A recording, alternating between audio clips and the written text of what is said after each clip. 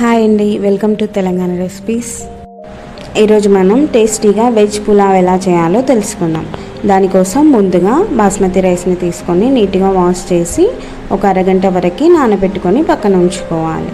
అదేవిధంగా పచ్చి బఠానీని కూడా నీట్గా వాష్ చేసి నానబెట్టి ఉంచుకోవాలి. ఆ తర్వాత వెజిటబుల్స్ అన్నింటినీ ఈ విధంగా మీడియం సైజులో కట్ చేసి పక్కన పెట్టుకోవాలి. ఆ తర్వాత స్టవ్ వెలిగించి స్టవ్ పైన ఒక గిన్నె పెట్టుకొని అందులో మన రైస్ క్వాంటిటీకి సరిపడేంత ఆయిల్ వేసుకోవాలి. ఆయిల్ హీట్ ఎక్కిన తర్వాత మసాలా దినుసులు వేసుకోవాలి. ఆ తర్వాత 2 బిర్యానీ ఆకులు వేసుకొని 1 నిమిషం వరకు ఫ్రై అయిన తర్వాత ఇందులోకి మనం కట్ చేసిన పచ్చిమిర్చిని వేసుకొని కొద్దిసేపు ఫ్రై చేసుకోవాలి. పచ్చిమిర్చి ఫ్రై అయిన తర్వాత ఆనియన్స్ వేసుకొని ఈ రెండింటిని ఫ్రై చేసుకోవాలి. ఆనియన్స్ అనేది బాగా బ్లాక్గా కానీ బ్రౌన్గా కానీ అవ్వకూడదు. తర్వాత ఇందులోకి పుదీనా వేసుకోవాలి. వీటన్నింటిని బాగా మిక్స్ చేసుకొని 2 నిమిషాలు ఫ్రై అవ్వనివ్వాలి. ఇప్పుడు ఇందులో మనం నానబెట్టుకున్న పచ్చి బఠానీని వేసుకొని బాగా మిక్స్ చేసుకోవాలి. ఇప్పుడు ఇందులోకి కలర్ కోసం పసుపు వేసుకోవాలి.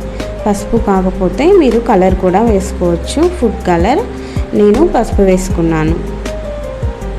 వీటన్నింటినీ బాగా మిక్స్ చేసి ఇప్పుడు వెజిటేబుల్స్ అన్నింటినీ ఇందులోకి వేసుకొని బాగా కలుపుకోవాలి. దీనిపైన ఒక 10 నిమిషాల వరకు మూత పెట్టి వెజిటేబుల్స్ అన్నింటినీ మగ్గనివ్వాలి. అవి కొద్దిగా మగ్గిన తర్వాత కర్రీకి తగినంత సాల్ట్ వేసుకొని మన టేస్ట్కి తగినంత కారం వేసుకోవాలి.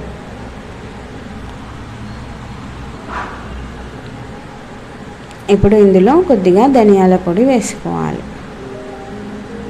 ఒకవేళ మనకి మసాలా కావాలంటే యాడ్ చేసుకోవచ్చు, నేనైతే వేయట్లేదండి. వీటిని మూత పెట్టి కొద్దిసేపు మగ్గనివ్వాలి. ఇవి కొద్దిగా మగ్గిన తర్వాత మనము నానబెట్టుకున్న బాస్మతి రైస్ని ఇందులోకి వేసుకోవాలి. మీరు నార్మల్ రైస్తో కూడా చేసుకోవాలంటే చేసుకోవచ్చు.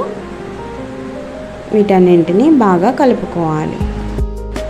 ఇప్పుడు ఇందులోకి మనం రైస్ సరిపడే అన్ని వాటర్ వేసుకోవాలి. 1 గ్లాస్ రైస్కి 2 గ్లాస్ ఆఫ్ వాటర్ వేసుకోవాలి. ఒకవేళ బాస్మతి రైస్ అయితే 1 గ్లాస్ రైస్కి 1.5 గ్లాస్ వాటర్ సరిపోతుంది. ఇప్పుడు వీటన్నింటినీ బాగా మిక్స్ చేసుకొని మూత పెట్టి మీడియం ఫ్లేమ్లో ఉడికించుకోవాలి.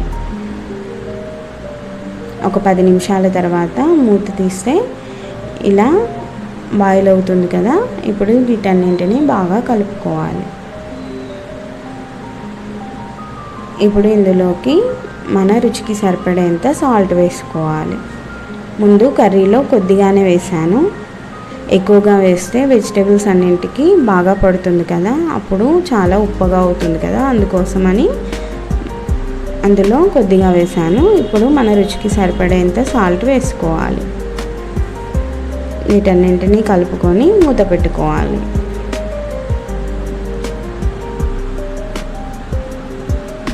చూడండి, రైస్ మనకి దగ్గర పడింది.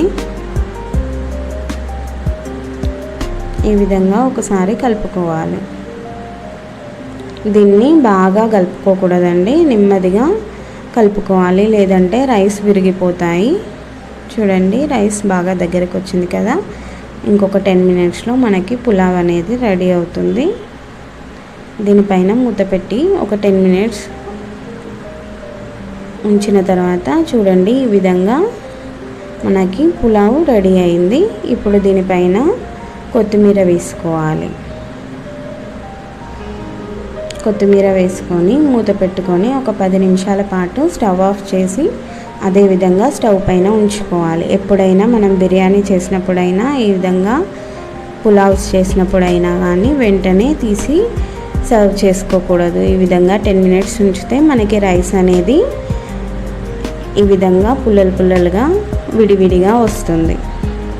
చూడండి, మనకి వెజ్ పులావ్ అనేది రెడీ అయిపోయింది. దీన్ని ఇదే విధంగా అయినా తినొచ్చు, లేదంటే గ్రేవీతో అయినా తినొచ్చు. గ్రేవీతో అయితే చాలా టేస్టీగా ఉంటుంది. గ్రేవీ రెసిపీ కూడా నేను అప్లోడ్ చేస్తాను, చూడండి. మా వీడియో మీకు నచ్చితే లైక్, షేర్ అండ్ సబ్స్క్రైబ్ చేయండి.